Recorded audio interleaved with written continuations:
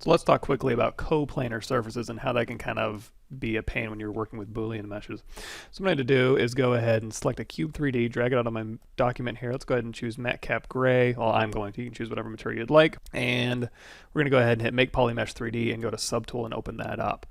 So with these selected, if I hit W and we can move our object around, but if we want to go ahead and start doing Boolean meshing, we're going to need two objects, right? So what we're going to do is we're going to duplicate this object, and I'm going to hit W, and that's going to move this out. And let's say, you know what, I want to make this a subtractive mesh. Now, in order to see this all happen, I need to turn on live Boolean. And you're going to see immediately, it's already having kind of a hard time, showing this. But there's going to be some instances where and I just hit Control Z, so if we turn off live Boolean, we just move this back. Let's go ahead and scale this in, and let's say we want to cut out a chunk of this. Now, because they're sharing the exact same space for these faces, it's going to have a hard time resolving this. It'll try and do it. So if you go over here to your Boolean, make Boolean mesh, it'll give it a shot. But if you want to make sure your meshes are clean before you hit make Boolean mesh, one thing you can do is you can go over here to render and just drag this over here, and you're going to see if we go to render Booleans, that live Boolean button is right here. You can turn that on and off in here as well.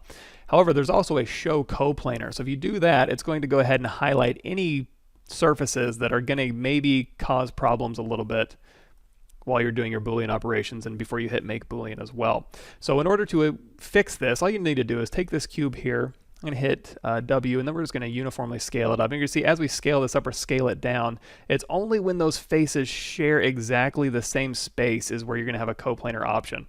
So if I just scale it up just a bit, coplanar is good. We don't have any more coplanar faces. There's no red faces in there. We're good to go. Now, if we did move this over and then made these faces match exactly, you might have a problem. Or if we move this up and made these faces match exactly, we might have a problem. But as long as you don't see any red, you shouldn't have any problems with your coplanar. Now, if I undo this, you can also go into your preferences menu here. And under preferences, if you go to Boolean here, you're going to see that there's a coplanar threshold. So you can crank that up or down depending on what kind of tolerance value you want to set for showing coplanar faces. If you know they're probably not going to be a problem, you can change your threshold. And you can also turn on or off if you wanted to have clean slivers out of the way and how big those slivers need to be in order for the Boolean result to go ahead and delete them.